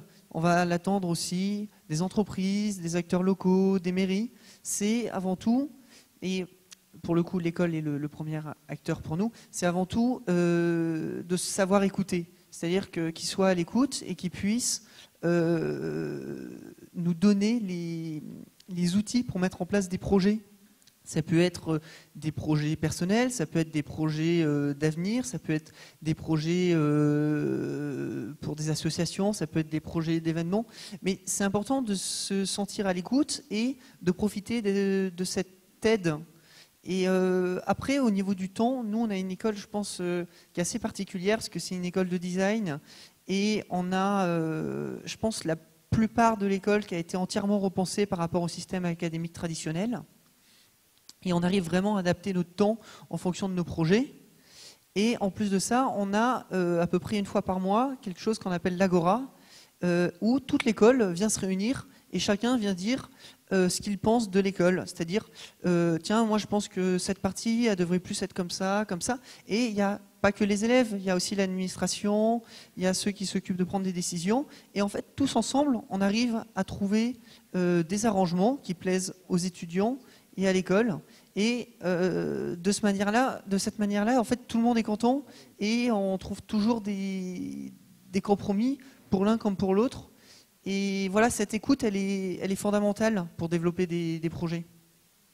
Moi, je suis d'accord avec Mayol. Donc, nous, notre particularité de notre école, c'est qu'on est une petite école, on est à peu près 150, donc c'est plus facile, en effet, à s'écouter et à tout modeler en fonction de ça. Mais on a vraiment un corps enseignant qui est vraiment à notre écoute et qui prend vraiment avec qui met de l'importance à ce qu'on dit et qui essaye de tout mettre en place, de faire le meilleur de ce qu'on dit. Et je pense que ça, c'est une bonne démarche, peut-être appliquée à d'autres écoles, même si c'est plus compliqué après au niveau des dimensions et des nombres.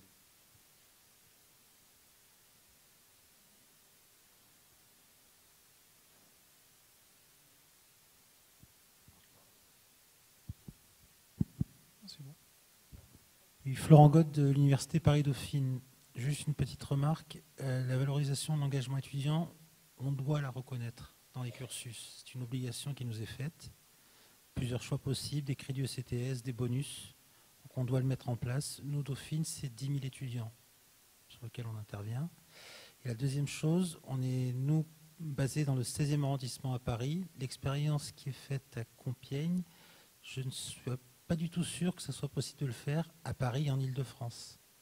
Nous, on n'est que 10 000 étudiants dans une agglomération de 12 millions d'habitants avec un éparpillement de l'enseignement supérieur en Île-de-France qui est très complexe. J'entends cette interpellation, il faut être créatif. Moi, je pense qu'il faut le faire dans son quartier. Enfin, moi, si je décline juste cette histoire de tous unis pour la cité, l'origine de cette gestation, ça a été de se dire, les étudiants qui sont là autour, ils donnent une image d'eux qui n'est pas la réalité de ce qu'ils sont. Parce qu'ils sont intelligents, ils sont généreux, ils sont créatifs et ils passent pour des fêtards qui bousillent le matos et puis qui mettent des cochonneries partout. Donc c'est quand même dommage. Donc en fait, si je veux l'adapter à ça, peut-être faire de Paris-Dauphine, qui d'ailleurs a été créé la même année que l'UTC de façon dérogatoire aussi, peut-être faire de votre campus un lieu ouvert où les gens du quartier peuvent venir pour, je sais pas, une opération, une soupe, enfin un truc, soit faire ça dans le voisinage, par exemple. En tout cas, de toute manière, c'est la forme d'esprit de la réciprocité avec la population qui me semble intéressante. Maintenant, c'est sûr que ce qu'on peut développer dans un campus urbain d'une ville moyenne n'est pas ce qu'on peut faire automatiquement dans une grande ville. Il faut trouver une autre chose. Ça s'appelle la créativité, mais justement, les jeunes, ils en sont pleins. Donc moi, je suis sûre que vous allez trouver une idée pour faire quelque chose autour de Dauphine. Juste pour mémoire, la dernière fois qu'on a fait quelque chose avec les gens du quartier, ça ne s'est pas bien passé du tout parce qu'on a laissé nos locaux ouverts pour une réunion publique sur un centre d'hébergement dans le bois de Boulogne. On a eu droit à tous les médias, ça a été une émeute. C'est très compliqué. On a un environnement urbain qui est complexe à Paris. On a un quartier qui est complexe. J'ai une toute petite suggestion, et c'est une suggestion mise en abîme. Il ne faut pas être des bisounours, comme dirait Béatrice. Il faut lancer un appel à projet auprès de vos étudiants. Ce n'est pas un projet anodin, hein, ça a pris du temps avant de le lancer. Il faut que la direction s'en occupe. Voilà. Et puis moi, je ne vous raconte pas le personnel de la ville, parce qu'une opération one-shot comme ça, c'est une journée. Ça peut paraître simple parce que c'est une journée. Donc déjà, il faut que ça soit déverrouillé du point de vue académique. Mais du point de vue de la ville, pour ne pas donner l'image d'étudiants qui commencent des choses et qui ne les terminent pas, ça veut dire quoi? Que moi, derrière, je vais voir les ateliers des services techniques. Hein. Moi, j'ai dessiné la clé, mais il fallait bien qu'il la fasse. Hein. Donc en fait, après, on va voir le personnel et eux, ils préparent les chantiers avant. Et surtout, derrière, discrètement, ils les terminent. Parce qu'évidemment, en une journée, tout n'est pas fini. Et donc, c'est ça qui est intéressant, c'est que pour que globalement, il en ressorte une image valorisante pour les entreprises qui les encadrent. Pourquoi le grand repas à la fin, il s'appelle un gigobitume? Parce qu'il y a une entreprise de BTP qui leur a dit, nous, quand on termine un chantier, on fait un rendu de chantier et on fait un gigobitume. Et du coup, ça s'appelle toujours un gigobitume. Donc, en fait, on capte de partout, chacun donne son word design, son mot, son vocabulaire, son idée, et il faut construire quelque chose qui marche dans la coopération. ça tient évidemment sur un certain nombre de personnes, bien évidemment, qui rendent les choses faisables. C'est comme un énorme pudding, quoi, en fait. C'est bon si on met ce qu'il faut dedans. Donc, autrement, ça peut être dégueu, un pudding. Moi, j'en ai raté bien des puddings. Hein. Il ne suffit pas de garder du pain sec pour faire du pudding, je peux vous dire. Hein. Donc, en fait, ce que je veux dire en rigolant, c'est que, effectivement, ça veut dire que derrière, il y a des gens qui préparent avant et qui font derrière. Et d'ailleurs, c'est comme ça que des étudiants continuent derrière. Il y a des étudiants qui continuent à aller dans la maison de retraite, à réparer, parce qu'on leur donne des tablettes, les personnes âgées, mais évidemment, elles ne savent pas comment ça marche parce qu'elles tremblent, elles ne touchent jamais au bon endroit. Ils continuent à y aller toutes les semaines pour réparer leurs trucs. Il y en a qui continuent à faire plein de choses. Donc, il y a le avant, il y a le après. L'important du one-shot, c'est parce que ça sensibilise. Exactement comme la fête de la musique. On ne fait pas ça juste ce jour. Ce jour-là, vous ne pouvez pas jouer de la musique le jour de la fête de la musique si vous n'avez pas préparé avant, et ça donne envie aux gens de s'inscrire dans des conservatoires ou d'aller faire de la musique. Et en fait, c'est la même chose. C'est révélateur d'une envie, d'une décision collective de faire des choses avec tous les acteurs possibles. Et puis après, eh ben, on voit bien ce que ça donne. Mais en fait, on sème. C'est comme quand à chaque fois qu'on veut faire pousser quelque chose, il faut commencer par semer. Donc c'est une graine. Tous unis pour la cité. Merci beaucoup à vous, Ariel. Je vais être obligé de prendre une dernière question très rapide. Et ensuite... Bonjour, Marie Vernier, je suis responsable de l'ESRI à la Fondation de France. On a assez peu parlé des étudiants internationaux depuis le début de cette matinée, alors qu'on est dans ces initiatives étudiantes et s'inscrivent dans un contexte national très fort de vitalité, notamment associative, qui est une vraie différence pour le pays. Et dans le même temps, on sait que l'attractivité de nos formations diminue auprès des étudiants étrangers. Donc première question, que savez-vous des dispositifs relatifs aux initiatives étudiantes à l'étranger d'une part, et deuxièmement, comment ces initiatives qu'on présente aujourd'hui sont valorisées ou valorisables auprès des étrangers? La question elle est très très complexe parce qu'il existe évidemment des situations très variables selon les pays. Je prends un exemple. Dans un pays comme les États-Unis, le Peace Corps est quelque chose qui permet aux étudiants, en cours de cursus ou en fin de cursus, de s'investir pour des missions d'intérêt général et de le faire y compris et surtout à l'étranger. Et le Peace Corps est quelque chose qui est tellement enraciné dans la société américaine qu'il est naturellement valorisé, à la fois par les étudiants, par ceux qui y sont passés, et par l'ensemble des acteurs du paysage, et notamment les entreprises qui vont lire le bas du CV ou le haut du CV, pour reprendre la formule de tout à l'heure, et qui vont valoriser les étudiantes et les étudiants qui se sont lancés dans ce type de programme et de projet. Alors, je reviens à la France. Le service civique, il n'existe pas depuis 10 ans. Et je le souligne, Béatrice Engrand devient présidente, elle est la première présidente de l'agence du service civique, et présidente de l'agence du service civique, elle en est la 4e à la tête de cette agence. Le service civique n'a pas 10 ans. Désormais, on a des dizaines et des dizaines et des dizaines de milliers de jeunes qui passent par cette expérience dense, forte, transformante qu'est le service civique. Pour autant, le service civique, c'est un des rôles de l'Institut de l'engagement, n'est pas encore conscientisé complètement par ceux qui le font et par le reste de la société. Alors il faut sans doute un peu de temps, mais il faut aussi de la volonté. Et lorsque la conférence des grandes écoles signe un partenariat avec l'Institut de l'engagement, lorsque en même temps la conférence des présidents d'université signe un partenariat avec l'Institut de l'engagement, l'objectif il est bien de valoriser ces parcours civiques, et il est bien de permettre à la société française de se saisir de cette valeur formidable qui est communiquée, donnée aux jeunes qui s'investissent dans ces missions d'intérêt général, et par cette politique publique formidable. Alors maintenant, dans tous les pays, il y a des formes d'engagement avec des formes de reconnaissance ou de non-reconnaissance. Et il est important que des acteurs, justement au-delà de la reconnaissance des parcours académiques et de la seule reconnaissance des parcours académiques, mettent en avant et valorisent ces expériences d'engagement. Et c'est formidable que les acteurs académiques, comme la conférence des grandes écoles, se saisissent de cette question et cherchent à s'inspirer de ce qui peut se faire à l'étranger, mais aussi de ce qui se fait désormais en France, pour pouvoir le valoriser. Peut-être un mot, parce que je me suis un peu occupée en tout cas au moins de mobilité européenne. Au début, le service civique franco-allemand, donc qui permettait à des Français de partir en Allemagne dans le cadre du service civique et à des Allemands de venir en France. Hein. C'est vrai qu'au début, maintenant ça va mieux parce que ça va faire aussi 10 ans, mais au début, on disait quand même beaucoup aux Français quand ils revenaient de leur séjour en Allemagne en service civique, t'es allé faire du tourisme, t'es allé t'amuser.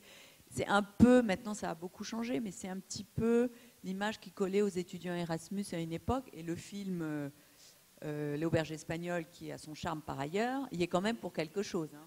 Voilà, donc votre question, elle ouvre plein de sujets, mais elle est tout à fait juste, mais elle touche quand même encore une fois à la question de la reconnaissance. Campus France fait tout un travail sur l'accueil des étudiants étrangers.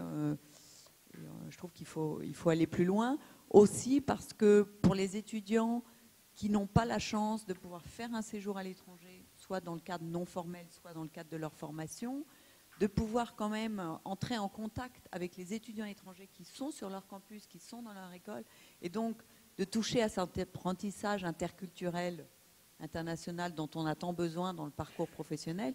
Je crois que c'est aussi une chance. Donc voilà, on a encore beaucoup de travail. Il s'avère que je m'occupe aussi des relations internationales de la ville.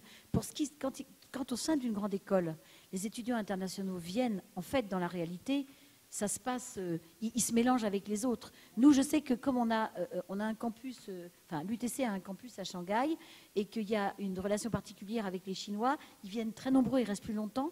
On a parfois des difficultés avec les Chinois au début à les faire intégrer la vie étudiante. Et donc l'UTC s'y attelle, et nous, la ville, en lien avec eux, une année, on leur a demandé d'aider au carnaval des étudiants. Alors ils ont amené des costumes, des machins, pour les forcer à aller dehors, parce qu'ils étaient plutôt dans la réserve. Parce que c'était dans leur nature. Mais dans la réalité, ils se mélangent exactement avec les étudiants. Ils sont dans les associations avec les autres. Parce qu'il y a une volonté à l'UTC d'être beaucoup dans la vie étudiante. Et nous, la ville, on les accueille particulièrement. Moi, je fais 2 accueils par an des étudiants internationaux. Je ne peux pas accueillir tous les autres, mais ils viennent, je leur fais tout un cinéma, ils viennent à l'hôtel de ville. Vous pouvez imaginer, je leur fais un cinéma. Ils sont très contents. En fait, j'ai fait beaucoup rire. Je ne suis pas bilingue. Enfin, je suis juste bilingue, mais on arrive très bien à se comprendre. Et donc, en fait, voilà, quand ils sont au sein d'une entité comme une école, c'est facile. S'ils arrivent tout court, et mes enfants qui sont allés à l'étranger, ils ont fait la vie internationale du campus qui leur était proposé. Ce qui est plus compliqué et que je ne connais pas, mais ça, de toute manière, Béatrice ne sortira pas de cette salle sans m'avoir donné sa carte et son téléphone, c'est savoir quelles sont les structures pour aider plus dans une organisation qui est plus large. Nous, évidemment, on a la chance d'avoir 12 villes jumelles, donc on est très en lien avec l'Allemagne. Et donc, notre ville jumelle là-bas, qui était une capitale, propose chaque année des emplois. Donc, on le fait par les associations, comme toujours. C'est le monde associatif qui est la vie des villes. Merci à vous, Ariel. Merci à toutes et à tous.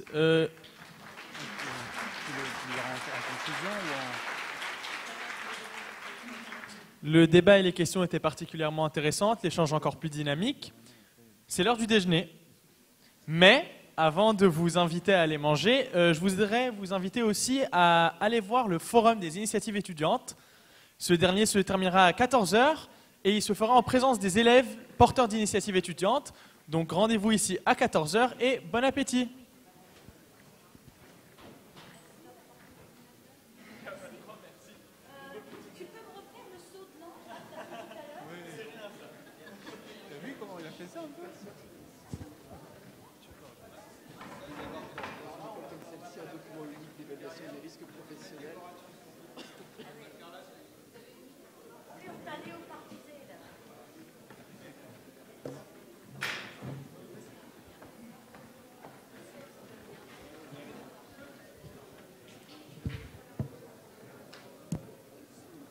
Je t'en prie. On était chacun à notre façon.